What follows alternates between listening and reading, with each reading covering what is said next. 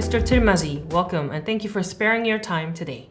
Now, for our audience, please introduce yourself. I am Nabeel Tirmazi. I'm a broadcasting consultant working in television media industry for the last 2 decades. I have been related to various international and national agencies, media agencies as well. Currently, I'm working with an international intergovernmental organization, which is AIBD, Asia Pacific Institute for Broadcasting Development. So over the past 2 decades, I have been working as a producer, documentary filmmaker, researcher. I had authored a couple of books on media literacy and also on the post-production as well. I have been delivering various lectures on media literacy, SDG programming, citizen journalism, and peace journalism in different countries like Thailand, Brunei, Laos, Malaysia, Pakistan, Bangladesh, and obviously have worked with various NGOs and intergovernmental organizations like HWPL is one of them as well. Thank you, sir. Now, if you mentioned media literacy, now if you could explain a little bit more in detail about this and what you teach in this course and why is this education needed? Well, we are living in the world of this whole information bombarded kind of era where we are being constantly exposed to different kind of information sources, information mediums. Now, if we talk about the consumption of media, like whether it's on traditional media, the TV channels, radio, press, magazine, or we talk about the new media, such as which is connected with the internet, the OTT platforms, the social media networks. Normal average human consumes, is exposed to quite a lot of material than he was in the past. Media literacy is all about that how to consume the media in a specific discipline, how the media practitioners produce the content, what is the context behind certain kind of content that the consumer needs to understand.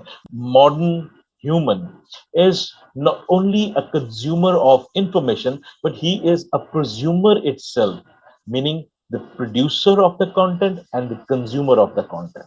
Whatever he consumes through various channels of media, he or she also produces the content on their own social media network as well, in terms of post, in terms of picture, in terms of blogging, everything.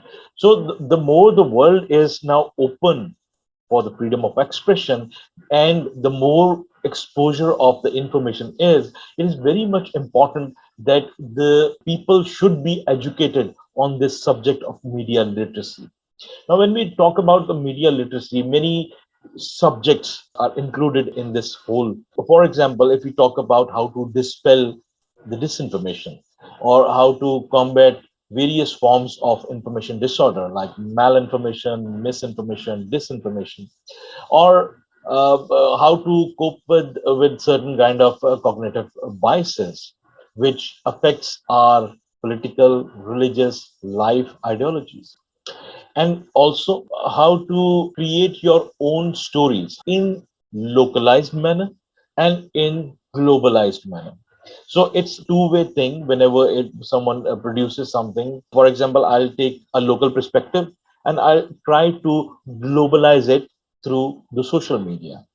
Similarly, from the social media or various other international means, I will take the global perspective and localize the content for my audience. It is very much important that the prosumer should know the ethics of the media content production.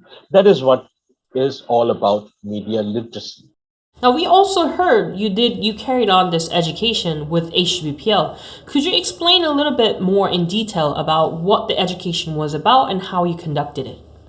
During this pandemic, despite the world was not allowing itself to travel anywhere, this one good thing happened that everyone welcomed the idea of being a part of this remote culture. Like, even if you are in Africa, you join webinar or a web summit organized in Korea. During this pandemic, HWPL was doing a lot in terms of media literacy. I was also working on many intergovernmental regional initiatives on dispelling disinformation, SDG programming, and conflict journalism. So due to this social media, thanks to this social media, that HWPL officials recognized my work and they connected with me, and I got to know more about HWPL and what they do about cultivating the peace culture in the region.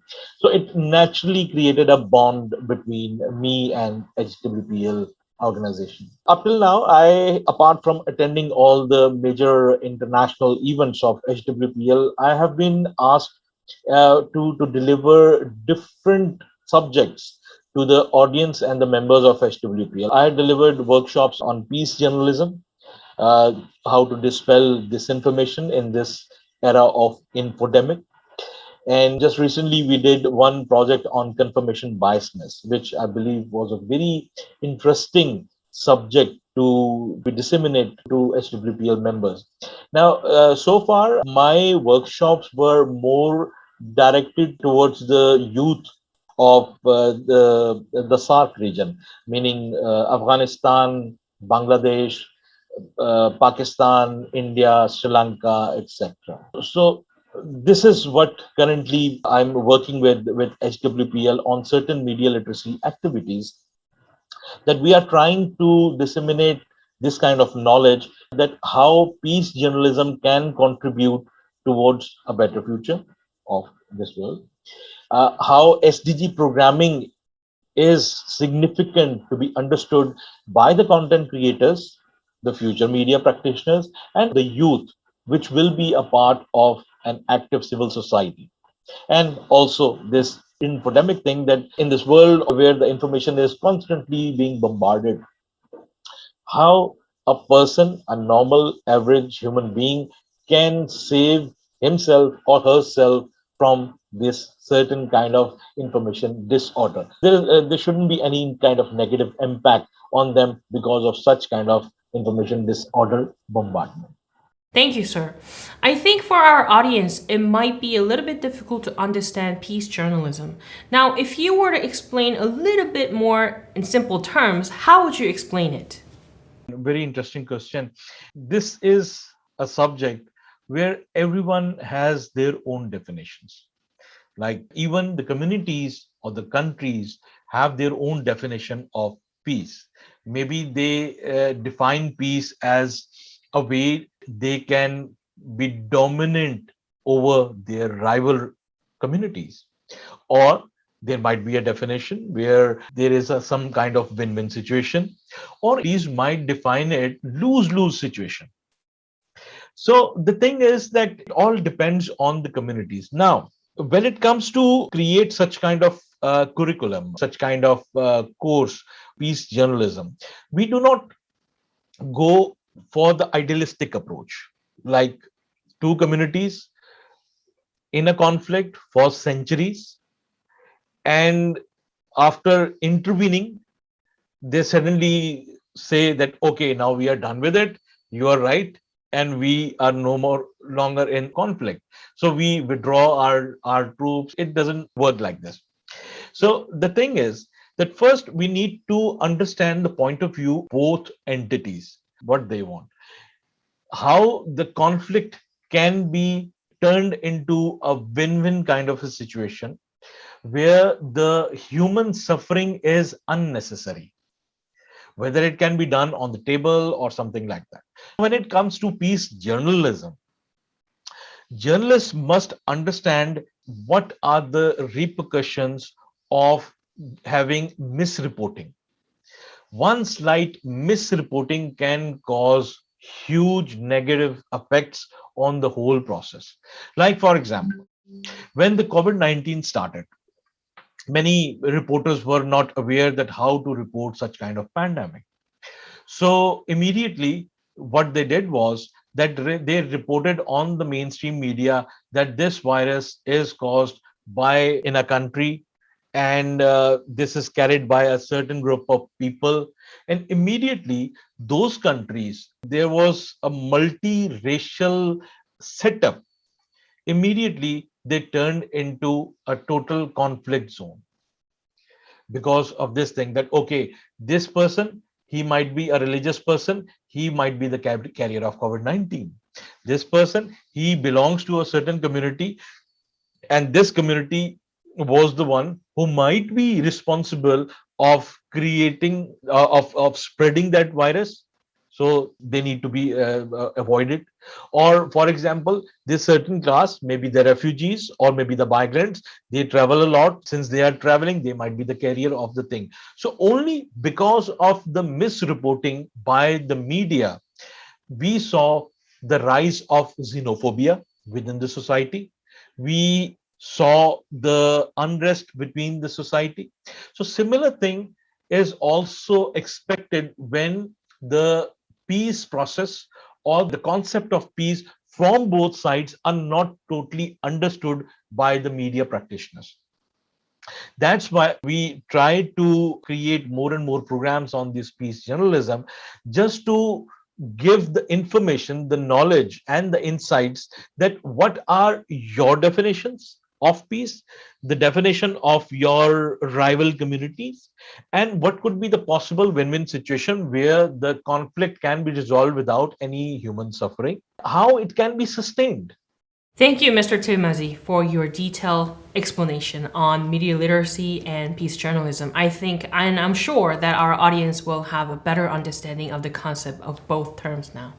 Now, I want to change the topic a little bit and give you a specific question on the organization HWPL. Now, I've heard that HWPL has played a big role in Mindanao peace work. Have you ever heard about this situation? And if you have, what are your views on this? I believe that the peace process and the peace agreement of Mindanao and the role of HWPL in facilitating both the communities in achieving a better lifestyle through conflict resolution and solving their own problems. I think this is a kind of a stepping stone and an achievement which will be talked about in years to come. So this is indeed a huge leap towards the peace process in the world. You can say that it is just Mindanao in Philippines, in Southeast Asia or Asian thing, but the thing is that this is a whole case study. Like two religious groups fighting for decades, and then because of some like-minded people who really wanted peace for these communities, they wanted to sort it out once and for all. So they sat together, they created platforms for dialogue, they tried create win-win kind of situations for both of them, and that was only done by having a mediator like HWPL. So by understanding the concept of winning and the concept of peace, then it was a process which progressed and what we see it today. So I think that it is a huge success, and it will be quoted over and over again in the human history that Mindanao thing was resolved with a proper peace process. Now, sir, as a person who cooperates with HWPL, what is your impression on the activities of them? I believe that HWPL is going in the right direction, what the world really needs, to have various kind of case studies that peace is possible even between two or three or more different communities who have been fighting and in conflict for decades, and with the proper willingness, with the proper mindset, the peace can be achieved. So I believe that HWPL is going in the right direction under the supervision of Chairman Lee. And I have been related to HWPL for the last 2 years since this whole pandemic started. So I haven't attended any physical meetup, but whatever I have attended and participated in their remote events, I think that they have not only a very clear vision that what they want to achieve, but also they are joined by many intellects media intellects, political intellects, social engineers who are like-minded and who really want to support the cause and the vision of HWPL. So I think that it's going in a right direction. I am working in another international intergovernmental organization, which is mandated by the United Nations regarding the media development of Asia Pacific region. So that's why I came to know about different cultures, because we work with different countries, different governments, and we try to understand that their point of view regarding the media development. And when we study more on their culture, we get to know what conflicts they are facing. Obviously, as the mandate of by the UN is concerned, we are kind of very vocal about the human development initiatives, SDG programming, and the disinformation, dispelling the disinformation, and different kind of other kind of information disorders. So I think both of our working somewhere in between, they correlated. So although we are not very active in peace thing because we are totally into the media development, but I believe that by having certain media literacy activities, these media campaigns, we also jumped in into that regime as well, which HWPL is working currently. That is currently my engagement, to disseminate such kind of knowledge and to share such kind of insight, what other people are saying, what other people think, what other governments think, the definition of about their definition of peace. Now, after interviewing numbers of people, what is interesting is that initiative of HWPL, the World Peace, which can be seen quite abstract and idealistic for some people. But HWPL is trying to approach this world peace through international law such as the Declaration of Peace and Cessation of War, DPCW, Peace Education, and Alliance of Religion. Now, how do you see this kind of approach? When you talk about achieving peace, it is not a linear path. So you have to create so many other aspects to it. You have to work on different aspects to it. Interfaith harmony, working on this media, working on understanding each other culture, understanding each other mindset and aptitude, which impact their culture. For a normal person, it might look they are doing it in a scattered manner, but it is very relevant. All these paths lead to one path, the peace process. Now, the thing is the world peace achievable? Even if we cannot see the world peace in our lifetime, at least we tried. By having small steps, only then we can achieve. Just as I mentioned, the peace process is in Mindanao. It might look very small to some people, but it is a huge leap for this world peace progress. It's a huge successful case study. Only when the humans are ready, then their families are ready as well. And when families are ready, communities, societies, the culture, the countries, the regions, everyone is ready. So they are attacking from the basic unit of the world towards the more holistic approach. So I believe that HWPL will succeed in this in their cause. Thank you, sir. Now, we understand that you researched a lot on media and social media. We want to ask you your perspective on Generation MZ. From what we understand, Generation MZ encourages and enforces what they believe is right. And when this goes into the right way, it can influence society in very, very large scale. For example, Me Too movement, which was able to bring out a lot of positive outcome through the Generation MZ. Now, from your perspective, how can peace journalism have a such outcome like Me Too movement through Generation MZ? Indeed, a very interesting question. I believe that humans today are more than ready and willing to achieve the peace process. They have the power of expression, they have mediums of communication, communicate with their community and the world. That is a power which can be used in a positive manner. I believe that MZ generation has the potential to contribute a lot towards making this world better, better than what we have been reading in history books. For example, people in my generation might still have some hatred towards other rival communities. generation before me might have seen such kind of human suffering because of those conflicts. But generation after me, or the current generation, they haven't seen that suffering. They have only heard about it. Thank God. Now, this is the best time that they understand that war is not the solution. They need to accept and endorse the people from the other side as well. Because of this social media, what now I am observing, that earlier the posts which were used to be related to total hate speech and conflict related posts, now they are trying to create such kind of culture where they can understand each other's differences, maybe because of the shared language aspect, the shared culture aspect, or the shared human emotion aspect. Continuously there should be such kind of initiatives where we can dialogue with each other, talk about our common grounds rather than differences. Thank you. I think that response was very thought-provoking. Now, when it comes to achieving peace, what do you think the obstacles would be, and how do you think we can overcome this? I believe the biggest challenge is our own biasness, the biasness and the ideologies on which we were groomed.